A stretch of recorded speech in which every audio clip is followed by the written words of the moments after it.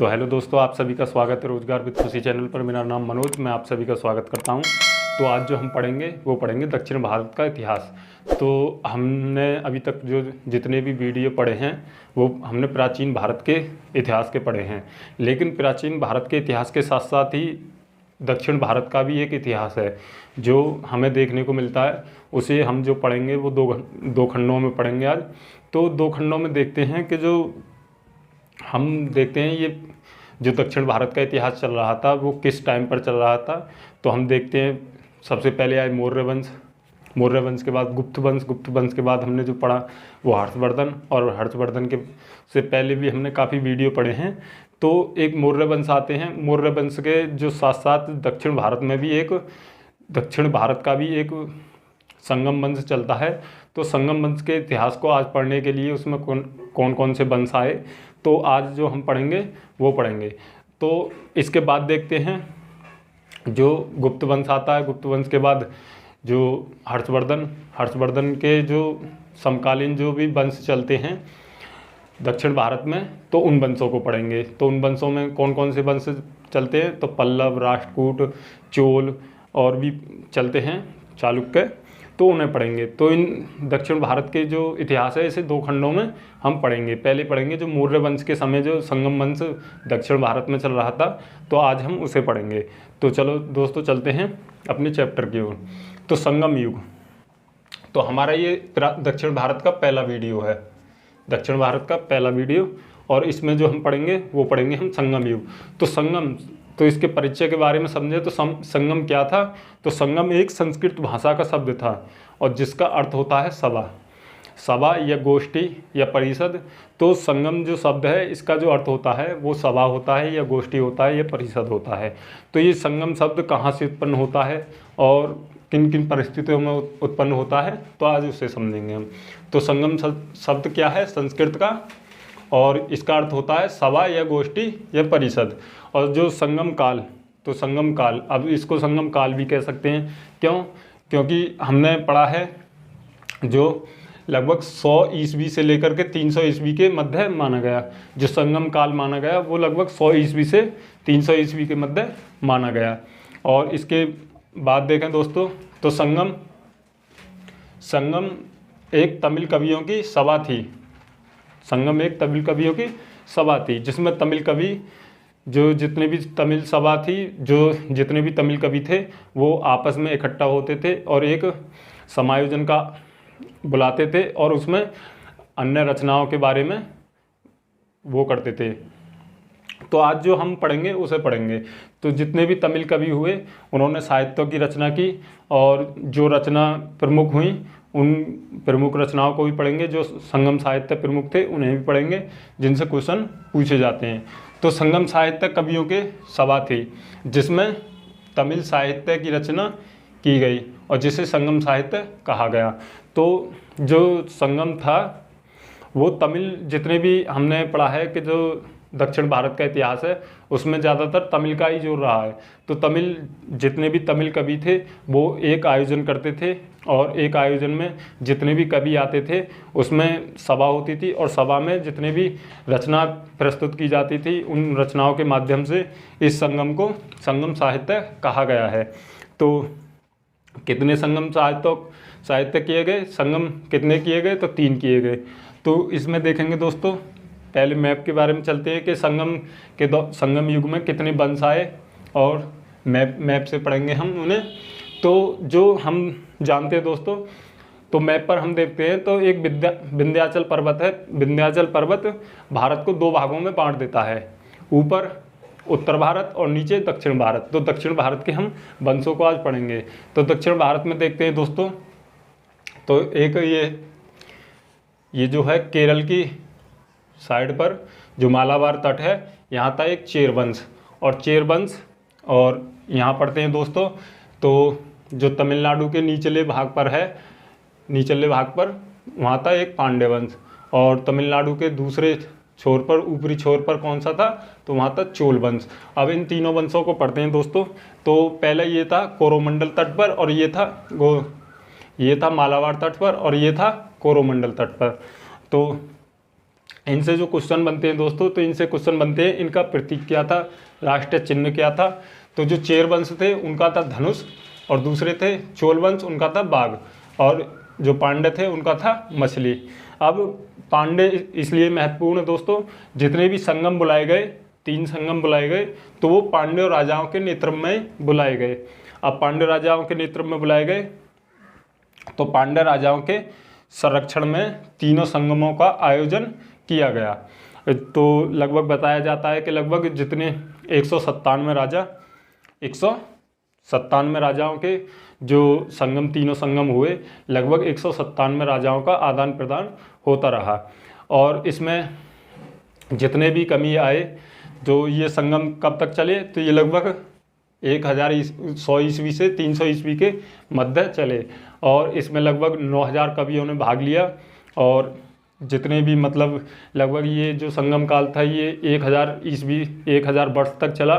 तो ये लगभग बड़ा चढ़ा कर बताया गया है। तो जितना भी हमसे पूछा जाता है तो वो लगभग 197 राजाओं के संरक्षण में संगमों का आयोजन हुआ, और इसमें लगभग 1000 रचनाओं की या साहित्यों का वर्णन मिलता है। तो अब जो दोस्तों हम पढ़ते हैं वो चलते हैं इसके संगमों के क्रम। सबसे पहले पढ़ते हैं दोस्तों संगमों का क्रम, और दूसरा पढ़ते हैं संगमों के स्थान, और तीसरा पढ़ते हैं संगमों के अध्यक्ष या गुरु कौन कौन हुए। तो सबसे पहले पढ़ते हैं दोस्तों संगमों के क्रम। तो सबसे पहले देखते हैं दोस्तों, तो पहला संगम बुलाया गया था वो मदुरई स्थान पर बुलाया गया था, और इसके अध्यक्ष और यह गुरु कह सकते हैं। तो गुरु कौन थे? अगस्त ऋषि। और दूसरे में देखें दोस्तों, दूसरा संगम कहाँ बुलाया गया था, तो ये बुलाया गया था कपाटपुरम। और कपाटपुरम कहाँ है? कपाटपुरम किस अध्यक्ष, कौन थे अध्यक्ष, तो ये थे अगस्त ऋषि। और तीसरा जो बुलाया गया था वो भी बुलाया गया था मदुरई या उत्तरी मदुरई, और इसके जो अध्यक्ष थे वो कौन थे? नक्किरर। अब हम दोस्तों देखते हैं पहला, तो इन्हें याद करना बहुत आसान है। जो पहला है और जो तीसरा है उनके स्थान क्या थे? मदुरई। और मदुरई क्या था? तो जो पांडवों की राजधानी थी वो मदुरई थी, और जो पहला और तीसरा कहाँ था? तो वो मदुरई था। और अध्यक्ष देखते हैं तो पहले और दूसरे में कौन थे? तो अगस्त ऋषि थे। और तीसरे में देखते हैं तो तीसरे में कौन थे? नक्किरर। तो इन्हें आसान करना, याद करना बहुत आसान है। पहला मदुरई, और अध्यक्ष कौन थे? तो अगस्त ऋषि। दूसरा कपाटपुरम, और इसके अध्यक्ष कौन थे? तो अगस्त। और तीसरा मदुरई, और मदुरई इसके अध्यक्ष कौन थे? नक्किरर। तो दोस्तों हमने तीनों संगमों के बारे में पढ़ लिया। तो एक बार फिर रिवाइज कर लेते हैं इन तीनों संगमों को, क्योंकि इनसे क्वेश्चन पूछे जाते हैं। तो पहला जो बुलाया गया था वो कहाँ बुलाया गया था? तो वो मदुरई, और इसके जो अध्यक्ष थे वो कौन थे? तो वो थे अगस्त ऋषि। और दूसरा बुलाया गया था, तो दूसरा किस स्थान पर बुलाया गया था? तो वो कपाटपुरम, और इसके जो अध्यक्ष थे वो कौन थे? तो वो भी अगस्त ऋषि। और तीसरा जो बुलाया गया था उत्तरी मदुरई, या कहीं कहीं लिखा जाता है मदुरई, तो वो उसके अध्यक्ष कौन थे? तो नक्किरर। अब दोस्तों चलते हैं इसके जो इसमें वंश हुए उन वंशों के बारे में पढ़ते हैं। तो सबसे पहले देखते हैं चेर वंश, और दूसरे चोल वंश, और तीसरे पांड्य वंश। अब इनसे जो क्वेश्चन बनते हैं वो बनते हैं इनके प्रतीक से या राष्ट्रीय चिन्ह से। अब राष्ट्रीय चिन्ह देखते हैं दोस्तों, तो जो चेर वंश थे या चेर राज्य था उसका जो प्रतीक था वो था धनुष। अब उसके बाद देखें दोस्तों तो एक थे चोल। अब चोल की बात करें दोस्तों, तो चोल जो थे वो काफ़ी प्रतापी थे, और इन सब में सबसे ज़्यादा शक्तिशाली राज्य था। तो उन चोलों का क्या चिन्ह था? तो वो था बाघ।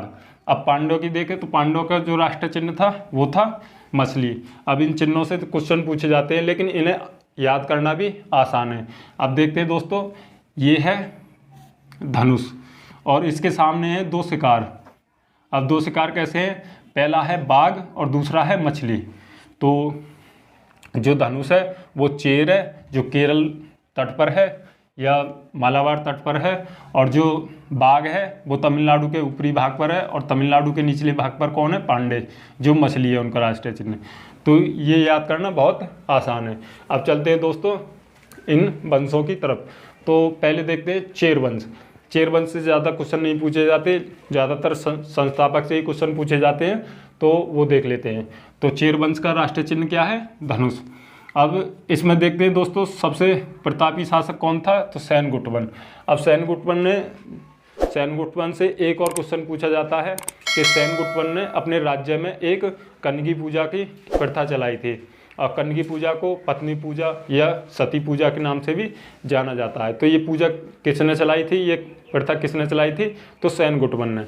और सैनगुटवन से बस 2 क्वेश्चन पूछे जाते हैं कि जो सैनगुटवन थे वो किस वंश के संस्थापक थे, या चेर वंश के संस्थापक कौन थे? तो सैनगुटवन थे। तो सैनगुटवन ने चेर राज्य में कन्यगी पूजा और पत्नी पूजा की प्रथा चलाई थी। और इसके बाद देखें दोस्तों तो चोल वंश। और चोल वंश सबसे प्रतापी और सबसे शक्तिशाली राज्य था। तो चोल वंश के बारे में पढ़ते हैं दोस्तों। तो चोल वंश, इनका राष्ट्रीय चिन्ह क्या था? तो बाघ। अब इसमें देखते हैं प्रमुख शासक कौन थे? तो करिकल। इनसे भी काफ़ी क्वेश्चन पूछे जाते हैं। करिकल कौन थे? तो चोल वंश के संस्थापक थे या चोल वंश के शासक थे। तो करिकल से भी काफ़ी क्वेश्चन पूछे जाते हैं। अब इससे अन्य देखें तो प्रमुख शासक तो करिकल थे। अब इसकी राजधानी देखें तो राजधानी थी पोहार। अब पोहार पहले थी पोहार, अब बाद में क्या हो गई? बाद में हो गई कावेरीपट्टनम। अब कावेरीपट्टनम हमने सुना है दक्षिण भारत की सबसे प्रमुख बंदरगाह थी, जिससे व्यापारिक केंद्र संचालित होते थे। और कावेरीपट्टनम किसकी राजधानी थी? तो वो चोल वंश की राजधानी थी। अब ये इतने शक्तिशाली थे चोल वंश शासक कि इन्होंने श्रीलंका पर जीत प्राप्त की और लगभग कई अधिक वर्षों तक श्रीलंका अपने संरक्षण में रखा। और इन्हें देखते हैं तो जो ये तीनों संगमों में जो जितने भी वंश हुए, इनमें सबसे शक्तिशाली कौन सा वंश था? तो वो था चोल वंश। और इस चोल वंश के बारे में देखें तो चोल वंश धीरे धीरे ख़त्म होने लगा। और हम आगे पढ़ेंगे जो गुप्त काल के साम्राज्य के अधीन जो दक्षिण भारत में वंश बढ़ते हैं, तो उन वंशों में पढ़ेंगे। चोल वंश का फिर उदय होता है तो किसके नेतृत्व में होता है? तो वो विजयालय के नेतृत्व में होता है। तो वो उसे हम अगले नेक्स्ट वीडियो में पढ़ेंगे। तो अब देखें दोस्तों, तो जो चोल वंश थे, जो चोल राज्य था और चेर राज्य था, इन दोनों की आपस में एक लड़ाई की ओर अग्रसर हुए। और कहा जाता है इनमें लड़ाई तो नहीं हुई, लेकिन इन दोनों ने संधि कर ली और आपस में मित्रवत रूप में रहने लगे। अब इससे अलग देखें दोस्तों तो लगभग तीसरा है पांड्य वंश। अब पांड्य वंश की तरफ चलते हैं दोस्तों। तो पांड्य वंश का जो राष्ट्रीय चिन्ह है वो है मछली। अब जो पांड्य वंश था, पांड्य वंश का जो उल्लेख या जो भी मिलता है वो किस से मिलता है? तो वो मिलता है मेगास्थनीज से। किससे मिलता है दोस्तों? मेगास्थनीज से। और जो पांड्यों का शासन था या जो पांड्यों का राज्य संचालन करने वाली स्थिति थी, जो राजा हुआ करते थे या रानी हुआ करती थी, तो जो पांड्य जो शासन चलाती थी वो चलाती थी स्त्री। तो बताया जाता है जो स्त्री चलाती थी, लगभग हमने पढ़ा है अभी, जो पांड्यों के जो राजा हुए वो लगभग 197 हुए। जो इस संचालन के देखें तो लगभग संबंधित बताया जाता है कि जो पांड्यों का शासन था वो स्त्री द्वारा चलाया जाता था। और पांड्यों का जो एक प्रतापी राजा था वो था नेडियोन। अब नेडियोन से क्वेश्चन बनता है दोस्तों कि समुद्र पूजा, जो पांड्यों का राजा था नेडियोन, उसने समुद्र पूजा की प्रथा चलाई थी। अब समुद्र पूजा में दोस्तों देखें तो इनसे ये भी क्वेश्चन बन जाता है कि समुद्र पूजा की प्रथा किसने चलाई थी? तो नेडियोन ने। नेडियोन किस वंश का शासक था? तो वो पांड्य वंश का शासक था। अब दोस्तों इनसे अलग क्वेश्चन भी बनते हैं दक्षिण भारत में, तो उन्हें भी पढ़ लेते हैं थोड़ा सा। तो जो दक्षिण भारत का आर्यकरण का श्रेय जिसको भी जाता है वो किसको जाता है? तो वो अगस्त ऋषि को जाता है। तो हमने देखा था जो प्राचीन भारत में, उत्तर भारत में जो विकाल वंश या चल रहे थे, तो जो उत्तर प्राचीन भारत में जो श्रेय था वो दक्षिण भारत को में श्रेय लाने का कार्य, आर्यकरण करने का कार्य किसको श्रेय जाता है? तो वो जाता है अगस्त ऋषि को। तो दक्षिण भारत का आर्यकरण का श्रेय किसे जाता है? तो वो जाता है अगस्त ऋषि को। और हम इनसे अलग देखते हैं दोस्तों, तो तमिल या दक्षिण भारत में जो प्रमुख देवता थे, या तमिल में देखें या दक्षिण भारत में देखें तो देवताओं का अधिक महत्व रहा है। तो उसे देखें तो जो इनके देवता थे या तमिलों के जो देवता थे वो थे मुरुगन। और इसके आगे देखते हैं दोस्तों तो इनका भी नाम चेंज हो जाता है या इनका नाम बदल दे देते हैं, तो इनका नाम हो जाता है सुब्रमण्यम। तो इन दोस्तों तमिलों के जो प्रमुख देवता थे उनका नाम क्या था, तो मुरुगन, और इनका आगे चलकर नाम क्या हो जाता है, तो सुब्रमण्यम। तो इनसे अलग जो क्वेश्चन बनते हैं वो बनते हैं प्रमुख साहित्य, जो हमारे तीनों संगम बुलाए गए, तो इसमें एक बार देख लेते हैं दोस्तों। तो जो पहला संगम था वो अगस्त ऋषि की अध्यक्षता में हुआ, लेकिन इसमें जो रचना थी या साहित्य थे वो नहीं के बराबर मिले। लेकिन जो दूसरा कपाटपुरम में हुआ और उसमें जो अध्यक्ष थे वो कौन थे, तो वो थे अगस्त ऋषि। लेकिन इसमें एक साहित्य मिला और वो महत्वपूर्ण साहित्य क्या था, तो वो था तोलकाप्पियम। और तोलकाप्पियम क्या था, तो ये था कि जो दक्षिण भारत था उसका व्याकरण ग्रंथ था। और इसमें अन्य देखें तो जो तीसरा संगम बुलाया गया है मदुरई में, तो जो इसके अध्यक्ष थे नक्किरर। तो इसमें देखते हैं दोस्तों तो जितने भी तोलकाप्पियम को छोड़कर जितने भी साहित्य मिलते हैं तो वो किस में मिलते हैं, वो मिलते हैं तीसरे में। तो दोस्तों आइए चलते हैं देखते हैं। तो सबसे पहले देखते हैं तोलकाप्पियम। तो तोलकाप्पियम हमने अभी पढ़ा है दोस्तों, तोलकाप्पियम का जो रचना मिली है वो किस संगम के दौरान मिली, वो दूसरे संगम के दौरान मिली। लेकिन तोलकाप्पियम में देखें तो तोलकाप्पियम किसकी है, तो वो है तोलकाप्पियर द्वारा लिखी गई रचना। अब इसे दक्षिण भारत का ग्रंथ भी कहा जाता है।